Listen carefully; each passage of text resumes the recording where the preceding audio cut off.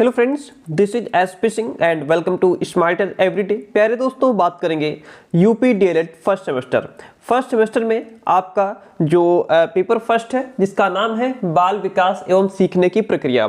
इसकी 4 क्लासेस पहले हो चुकी हैं और आज ये क्लास नंबर आपकी 5 रहेगी जिसमें हम बाल्यावस्था को समझेंगे। ठीक है, और इससे पहले जितने भी क्लासेस कराई जा चुकी हैं, यदि आपने उनको नहीं देखा है तो प्लेलिस्ट पूरी बनी हुई है, आप उनको सीक्वेंस से देख सकते हैं। ठीक है, हमने इससे पहले शैशवावस्था को पहले बाल विकास को समझा, फिर उसकी जो अवस्थाएं हैं जैसे शैशवावस्था हो गई, शैशवावस्था को कंप्लीट करने के बाद शैशवावस्था में शिक्षा का स्वरूप क्या है, बालक कैसे सीखता है, इसकी विशेषताएं क्या हैं, इन सभी टॉपिक्स को हमने अच्छे से कवर किया है। आज की क्लास में समझेंगे कि बाल्यावस्था क्या है, इसकी विशेषताएं क्या है, बालक किस तरीके से सीखता है, उसका शिक्षा का स्वरूप क्या होना चाहिए, कैसे उसको शिक्षा दी जानी चाहिए, इन सभी टॉपिक्स को क्लियर करेंगे। यानी कि बाल्यावस्था को कंप्लीट पढ़ेंगे आज हम लोग। ठीक है, और जो भी स्टूडेंट क्लास में लास्ट तक बना रहता है डेफिनेटली बहुत कुछ सीखने वाला है और इस टॉपिक को आपको दोबारा पढ़ने की आवश्यकता नहीं पड़ेगी। समझते हैं बाल्यावस्था। प्यारे दोस्तों, 3 अवस्थाएं बहुत महत्वपूर्ण मानी गई हैं। कौन कौन सी? पहली आपकी शैशवावस्था, पहली जो है वो शैशवावस्था, और दूसरी जो है वह बाल्यावस्था, और तीसरी अवस्था जो मानी गई है वह किशोरावस्था। इन 3 अवस्थाओं का बहुत गहन अध्ययन किया जाता है और बहुत इंपॉर्टेंट माना जाता है। ये 3 ही अवस्थाएं हैं जहां से रिलेटेड आपको क्वेश्चंस, आपका कोई भी टीचिंग एग्जाम्स हो वहां भी देखने को मिलता है। तो यहाँ पे हमने शैशवावस्था को समझा, कंप्लीट हो गया। अब शैशवावस्था का जो समय है वह 0 से 5 वर्ष माना गया है, बाल्यावस्था 6 से 12 वर्ष तक माना गया है, किशोरावस्था 12 से 18 वर्ष तक का समय जो है वो किशोरावस्था में आता है। आज हम उस बालक का अध्ययन करेंगे जो 6 से 12 वर्ष तक का है। ठीक है, आइए। चाइल्डहुड, मानव विकास की दूसरी अवस्था बाल्यावस्था है। मानव विकास की दूसरी अवस्था कौन सी है? बाल्यावस्था, यानी कि चाइल्डहुड। पहली कौन सी है? शैशवावस्था। उसका समय कितना है? 0 से 5 वर्ष। इस अवस्था को जीवन का अनोखा काल कहा गया है क्योंकि 6 से 12 वर्ष तक का जो बालक है ये उसका बेस होता है, उसके फ्यूचर का बेस होता है, उसका आधार होता है। बहुत अनोखा काल कहा गया है। ठीक है, इसको अलग अलग मनोवैज्ञानिकों ने अलग अलग नाम दिया है। किसी ने चुस्ती की आयु कहा है, किसी ने जो है गंदी आयु कहा है ना। इस तरीके से अभी और आगे समझेंगे तो इसको अनोखा काल कहा गया है। शैशवावस्था के बाद बालक बाल्यावस्था में प्रवेश करता है। भाई 5 वर्ष के बाद बालक अब 6 वर्ष में जा रहा है, यानी कि वो बाल्यावस्था में प्रवेश कर रहा है। शैशव काल में बालक अपने चारों ओर की परिस्थितियों से अपरिचित होता है। भाई शैशव काल है, छोटा बच्चा है, 0 से 3, 4, 5 वर्ष का बच्चा है, तो उसके अड़ोस पड़ोस में कौन है, ठीक है, कैसा समाज है, कैसे लोग हैं, इन सभी चीजों से वो अनभिज्ञ है क्योंकि उसका माइंड इतना डेवलप नहीं हुआ होता है। ठीक है, तो वो लोगों से कनेक्ट भी नहीं करता और दूसरों के पास जाता भी नहीं है, पड़ोस में कह सकते हैं कि समाज से कनेक्ट नहीं करता। तो शैशव काल में अपने चारों ओर की परिस्थितियों से वो अपरिचित रहता है। उसका शरीर और मत यानी कि उसका जो मेंटल डेवलपमेंट है, दोनों ही मेंटल और फिजिकल दोनों ही डेवलपमेंट पूरी तरीके से नहीं हुए होते हैं। उसका जो शरीर और मत है दोनों अविकसित होते हैं। बाल्यावस्था में प्रवेश करते करते उसका पर्याप्त विकास हो जाता है, उसका मेंटल डेवलपमेंट भी अच्छा हो जाता है, फिजिकल डेवलपमेंट भी अच्छा हो जाता है। 5 साल के ऊपर का बच्चा है और वह अपने वातावरण से परिचित होने लगता है कि हमारा एटमॉस्फेयर कैसा है, हम किस जगह रह रहे हैं, हमारे अड़ोस पड़ोस के लोग कैसे हैं, ठीक है, समाज कैसा है, थोड़ा बहुत परिचित होने लगता है वो।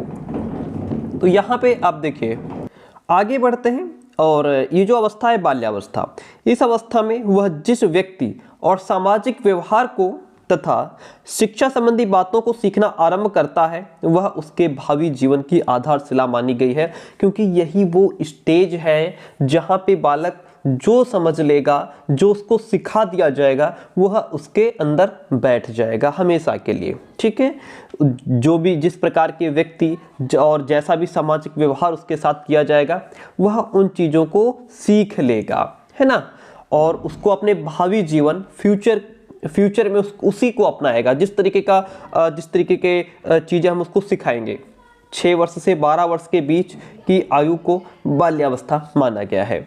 इस अवस्था में बालक के जीवन में स्थायित्व आने लगता है, यानी कि स्टेबिलिटी आने लगती है और आगे आने वाले जीवन की वो तैयारी भी करने लगता है। यहाँ पे हम चीज़ों को सिखाते हैं तो बालक उसको अब ध्यान में रखता है, ठीक है। अब उसकी जो मेमोरी पावर है वो भी स्ट्रांग हो जाती है, स्थायित्व आने लगता है। वो अपनी चीज़ों को कहीं रख देता है, फिर उसको ढूंढ भी लेता है कि हमने वहाँ रखी थी, या अगर पूछो कोई चीज़ कहाँ रखी थी तो वो बता भी देता है कि हमने वहाँ रखी थी। ओके, अब जैसे हरलॉक कहते हैं, हरलॉक के शब्दों में कहा गया है उत्तर बाल्यावस्था 6 वर्ष की आयु से लेकर यौवनारंभ होने तक 11 और 12 वर्षों के बीच होती है। यानी कि जब 11-12 वर्ष का जो समय होता है वहाँ से फिर आपका किशोरावस्था शुरू हो जाती है। शिक्षा आरंभ करने के लिए यह आयु सबसे अधिक उपयुक्त मानी गई है, क्योंकि इसी अवस्था में बालक स्कूल जाना शुरू करता है। अभी प्रेजेंट टाइम में तो बच्चा 2.5 साल से बच्चे को स्कूल भेजने लगते हैं, 3 साल से बच्चा स्कूल लगभग जाने ही लगता है। लेकिन यहाँ पे ये माना गया है कि बालक जो है 5 साल के बाद जो है वो स्कूल जाता है, या 5 वर्ष से स्कूल जाता है। ये उसका जो है स्कूली आयु भी उसको कहा गया है। शिक्षा आरंभ करने के लिए ये आयु सबसे अधिक उपयुक्त मानी गई है, इसलिए इसे प्रारंभिक विद्यालय की आयु कहा गया है। क्या कहा गया है? प्रारंभिक विद्यालय की आयु। चूंकि आपका एग्जाम ऑब्जेक्टिव, उसमें ऑब्जेक्टिव क्वेश्चंस भी होंगे, अति लघुत्तरीय भी होंगे और लघुत्तरीय भी होंगे, तो आपको ये भी याद रखना है कि प्रारंभिक विद्यालय की आयु किस अवस्था को कहा गया है? बाल्यावस्था को कहा गया है।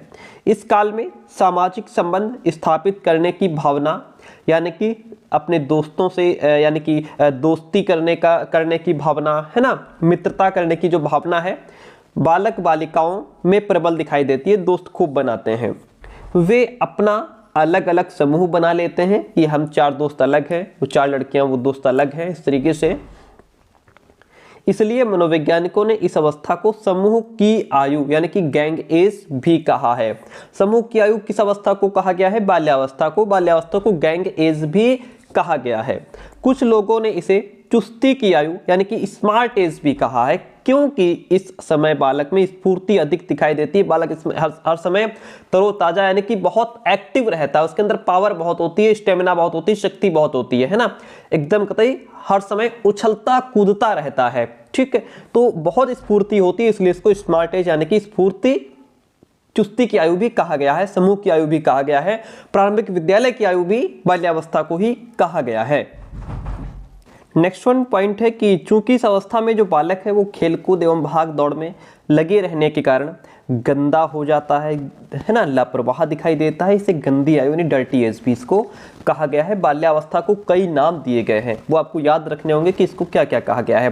तो आपने बाल्यावस्था को ठीक तरीके से समझ लिया कि ये जो समय है वो 6 से 12 वर्ष तक का होता है। इसी अवस्था में बालक समाज के लोगों के साथ कनेक्ट कर पाता है, वो समझ पाता है कि हम किस प्रकार के वातावरण में रह रहे हैं, हमारे आस पड़ोस के लोग किस तरीके के हैं, ठीक है। वो सामाजिक संबंध स्थापित करने लगता है, दोस्ती बनाने लगता है, ग्रुप में रहने लगता है, इसलिए उसको समूह की आयु भी कहा गया है।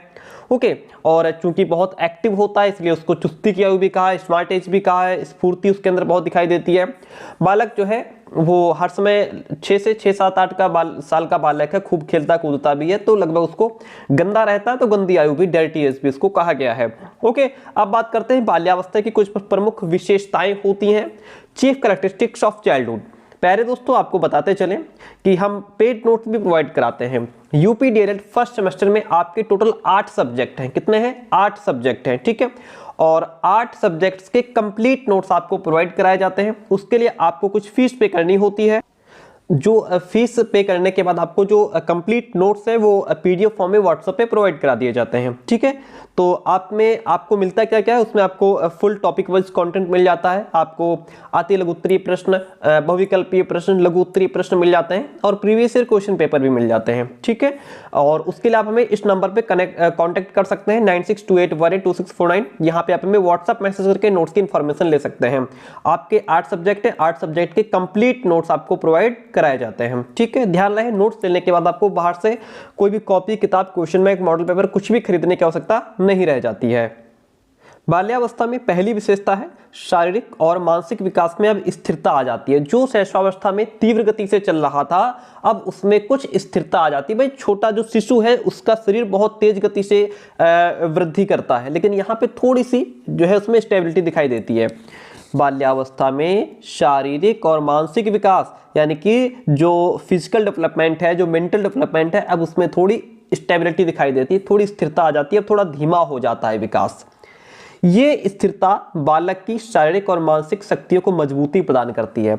यानी कि पहले तेज गति से चल रही थी तो उतनी मजबूती नहीं थी, अब थोड़ा धीरे हो गया है डेवलपमेंट, तो अब उसमें मजबूती आने लगती है। ओके, मन की जो चंचलता है वो थोड़ी सी डाउन हो जाती है और वयस्कों के समान व्यवहार करना चाहता है। बालक जो है वो अपने आप को व्यस्क समझने लगता है, यानी कि वयस्कों के समान वो व्यवहार करना चाहता है। ठीक है, रॉस ने बाल्यावस्था को मिथ्या परिपक्वता का काल कहा है, यानी कि यहाँ पे झूठी मैच्योरिटी बच्चे के अंदर आती है, बालक पूरी तरीके से परिपक्व नहीं हुआ होता है, इसलिए इसको मिथ्या परिपक्वता कहा गया है। किसने कहा है? रॉस महोदय ने कहा है। आगे है दूसरा, मानसिक योग्यताओं में वृद्धि हो जाती है, यहाँ पे ग्रोथ इन मेंटल एबिलिटीज। इस समय बालक की मानसिक योग्यताओं में वृद्धि होती रहती है, जो उसकी मेंटल एबिलिटीज हैं। संवेदना, प्रत्यक्षीकरण, स्मरण शक्ति का विकास द्रुत गति, बहुत तेजी से होता है। अब बालक जो है अपनी चीजों को याद रखने लगता है, हमने कल कौन सी चीज कहाँ उठा के रखी थी, किसको दी थी, है ना, इन सब चीज़ों का विकास हो रहा होता है। और स्थायी स्मृति में वृद्धि हो जाती है। वस्तुओं के प्रति रुचि और अवधान का मतलब होता है ध्यान। ठीक है, वस्तुओं के प्रति उसका इंटरेस्ट दिखाई देने लगता है, जो चीज़ें उसको अच्छी लगती हैं वो उनके साथ खेलना चाहता है, उनको अपने पास रखना चाहता है। ठीक है, उसका ध्यान जो है चीज़ों की तरफ अट्रैक्ट होने लगता है। और जिज्ञासा की प्रबलता, इंटेंसिटी इन क्यूरियोसिटी, इस अवस्था में जो बालक है वो बालक जिन वस्तुओं के संपर्क में आता है उन सब के विषय में वो जानना चाहता है। अब वो ये नहीं पूछता कि ये क्या है, बल्कि वह ये पूछता है कि ऐसा क्यों है। छोटा था तो वो ये पूछता था कि ये आकाश में क्या है जो चमक रहे हैं, आप कह देते थे तारे हैं बेटा, ये स्टार्स हैं। ठीक है, अब वो ये नहीं पूछता कि ये क्या है, अब वो ये पूछता है कि ये तारे क्यों हैं, ये कहां से आए, इनमें लाइट कहां से आई, ये दिन में क्यों दिखाई नहीं देते हैं। ठीक है, ये सब चीजें वो पूछता है ना, कि ऐसा क्यों है। अब वो रीजंस की तरफ बढ़ने लगता है। ओके, बालक प्रत्येक वस्तु के बारे में कारण जानने का प्रयास करता है, अब वो रीजन की तरफ बढ़ने लगता है। ऐसा कब होता है? ऐसा बाल्यावस्था में होता है, 6 से 12 वर्ष तक की अवस्था में ऐसा होता है। आत्मनिर्भरता की भावना, फीलिंग ऑफ सेल्फ डिपेंडेंस, इस समय शैशवावस्था की भांति बालक शारीरिक एवं दैनिक कार्यों के लिए प्राश्चित नहीं रहता। जैसे शैशवावस्था में बालक क्या होता है? शैशवावस्था में बालक असहाय अवस्था में होता है। नहलाना है तो मम्मी नहलाएंगी, खाना खिलाना है मम्मी खिलाएंगी, है ना, और जो भी दैनिक क्रियाकलाप है मम्मी करवाएंगी। लेकिन यहाँ पे अब बालक नहाना धोना, है ना, कपड़े पहनना, स्कूल जाने की तैयारी, ये सब चीजें वो अपने आप करने लग जाता है। अब वो असहाय अवस्था में नहीं है, अब वो सेल्फ डिपेंड हो गया है, पर आश्रित नहीं रहता, दूसरों पर आश्रित नहीं रहता। वह अपने व्यक्तिगत काम जैसे नहा भी लेता है, और नहाना धोना हो गया, कपड़े पहनना हो गया, स्कूल जाने की तैयारी हो गई, ये सब वो अब थोड़ा बहुत खुद भी कर लेता है। अब रचनात्मक कार्यों में उसको बड़ा मजा आता है। ठीक है, जो कंस्ट्रक्टिव वर्क होता है, बालक को रचनात्मक कार्यों में विशेष आनंद मिलता है। ठीक है, जैसे बगीचे में काम करना, जैसे आपके यहाँ कोई गार्डन है तो वो गार्डन में जाकर के फूल पौधे लगाएगा, पेड़ लगाएगा, है ना, जो भी है, और इन सब चीज़ों में उसको बड़ा अच्छा लगता है। जैसे लकड़ी की चीज़ें हैं, ये अलग अलग लकड़ी के अलग अलग शेप हैं, अब वो इनसे अलग अलग चीज़ें बनाने का प्रयास करेगा, है ना, एक दूसरे के ऊपर रख करके उनको जो है कि बिल्डिंग्स बनाने का प्रयास करेगा, या और भी चीज़ें हैं। कागज या अन्य किसी वस्तु का कुछ बनाना, जैसे कागज से बच्चा नाव बना रहा है, या अलग अलग शेप की चीजें, कार भी उसने बना दी है। ठीक है, और ये देखिए नई रॉकेट भी बना रहा है। तो इस तरीके से नई नई चीजें बच्चा, ये सब रचनात्मक कार्य होते हैं, इनमें बालक को खूब मजा आता है। बालिका भी घर में कोई ना कोई काम करना चाहती हैं, जैसे सिलाई, हालांकि बहुत अच्छा नहीं कर पाएंगे, लेकिन थोड़ा बहुत सिलाई बुनाई कढ़ाई ये सब करने का वो प्रयास करती हैं। तो ये इन सब कामों में बालक को खूब मजा आता है। संग्रह प्रवृत्ति का विकास, डेवलपमेंट ऑफ एक्विजिशन इंस्टिंक्ट, यानी कि यहाँ पे बालक चीजों को कलेक्ट करना सीख जाता है। रचनात्मक प्रकृति के साथ साथ संग्रह करने की प्रवृत्ति, यानी कि चीजों को इकट्ठा करने की प्रवृत्ति भी अब उसके अंदर आ जाती है। बालक विशेष रूप से पुराने स्टैम्प हो गए, जैसे गोलियां हो गई, खिलौने, मशीनों के पुर्जे, यहाँ पे बालक के पास जैसे इस तरीके के जो पत्थर के टुकड़े हो गए, है ना, कंचे हो गए, इनको खूब संभाल के रखता है। ये उसकी अमानत होती है। ये क्या होती है? ये उसकी अमानत होती है, तो वो खूब संभाल के रखता है। जो गर्ल्स होती है उनके पास ढेर सारी डॉल्स होती हैं, डॉल्स के कपड़े होते हैं उनको पहनाने के लिए, और इस तरीके के खूब ढेर सारे खिलौने होते हैं, उनको वो बड़ा संजो के रखते हैं। ये उनकी जो है प्रॉपर्टी होती है। और बाल बालिकाएं विशेष रूप से खिलौने, गुड़िया, कपड़े के टुकड़े आदि संग्रह करती देखी जाती हैं। तो ये कुछ विशेषताएं होती हैं बाल्यावस्था की, जिनको हमने बहुत अच्छे से समझ लिया। इतनी आसान भाषा में किसी किताब में नहीं लिखा मिलेगा। अगर आप कम समय में और कम शब्दों में अच्छी तैयारी करना चाहते हैं तो फटाफट से जो नंबर दिया गया है वहां से मैसेज कीजिए, नोट्स लीजिए। देखिए, अब बात करेंगे कि बाल्यावस्था में शिक्षा का स्वरूप क्या होता है, नेचर ऑफ एजुकेशन, किस तरीके की शिक्षा बाल्यावस्था में दी जानी चाहिए। जैसा कि बाल्यकाल बालक के जीवन की आधारशिला बताया गया है, अतः ये आवश्यक है कि बालक, देखिए आधारशिला आपको उसमें भी मिल जाएगा, किसमें मिल जाएगा, शैशवावस्था में हो सकता है, वहां भी आपको आधारशिला मिल जाए, लेकिन जो मुख्य तरीके से माना गया है वो बाल्यावस्था को ही माना गया है कि यही जो है जीवन की आधारशिला है। यह आवश्यक है कि बालक के विकास के सभी पक्षों की विशेषताओं को ध्यान में रखते हुए शिक्षा का स्वरूप निर्धारित किया जाए। भाई, बालक की सभी पक्षों को ध्यान में रख करके ही उसको शिक्षा दी जानी चाहिए, है ना। और अभी इसको समझेंगे आगे। शिक्षा और विकास का घनिष्ठ संबंध रहा है।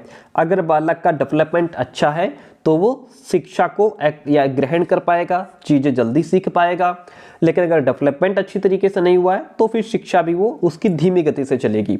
बालक की शिक्षा का उत्तरदायित्व तो माता पिता, शिक्षक और समाज पर होता है। सबसे पहले माता पिता पर होता है, उसमें भी सबसे पहले माता पर होता है ना। ठीक है, अतः उसकी शिक्षा के स्वरूप को निर्धारित करते समय निम्नांकित बातों पर ध्यान देना आवश्यक है। एक तो जब भी आप बालक की शिक्षा का स्वरूप निर्धारण कर रहे हो, किस तरीके की शिक्षा बालक को दी जाएगी, तो आप उसके शारीरिक विकास पर ध्यान दीजिए कि बालक का फिजिकल डेवलपमेंट किस तरीके से हुआ है या हो रहा है। कहा गया है कि स्वस्थ शरीर में स्वस्थ मन का विकास होता है, स्वस्थ मस्तिष्क का विकास होता है। यदि आप फिजिकली अच्छे हैं, स्वस्थ हैं, कोई दिक्कत नहीं, तो आपका पढ़ने में भी मन लगेगा, है ना। तो यहाँ पे बालक का शरीर जो है वो स्वस्थ होना आवश्यक है। इस दृष्टि से बालक के शारीरिक विकास पर उचित ध्यान देना आवश्यक है। उन्हें स्वस्थ रखने के लिए पौष्टिक भोजन, खेलकूद का अवसर देना चाहिए। विद्यालय में शारीरिक क्रियाओं, खेलकूद, व्यायाम को प्रमुख स्थान देना चाहिए, ताकि बच्चे का जब फिजिकल डेवलपमेंट अच्छा होगा तभी बालक जो है एजुकेशन यानी शिक्षा को ग्रहण कर पाएगा, चीज़ों को सीख पाएगा, उनको अपने दिमाग में रख पाएगा, उसकी स्मृति अच्छी होगी, तभी वो लंबे समय तक जो है जो भी आपने पढ़ाया उसको वो याद रख पाएगा।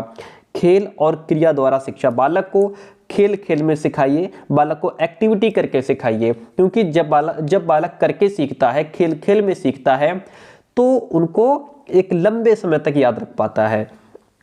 बाल्यावस्था में बालकों की सहज प्रवृत्तियां खेल और क्रियाशीलता है। ठीक है, खेल और क्रिया के द्वारा बालक सरलता, सहजता और उत्साहित होकर के प्रसन्नता से नई नई बातों को सीख लेता है। वही चीज़ जो आप उसको रटवा रहे हैं वो नहीं रट पाएगा, लेकिन उसको अगर एक्टिविटी के माध्यम से खेल खेल में सिखा रहे हैं तो उसको खेलने में मज़ा भी आ रहा है, वो प्रसन्न भी है और सीख भी रहा है और बड़ी आसानी से सीख रहा है। ठीक है, खेल के द्वारा किया जाने वाला काम बालक की शारीरिक, मानसिक और सामाजिक विकास में सहायता देता है। इससे बालक का फिजिकल डेवलपमेंट होता है, मेंटल डेवलपमेंट होता है, सोशल डेवलपमेंट भी हो जाता है।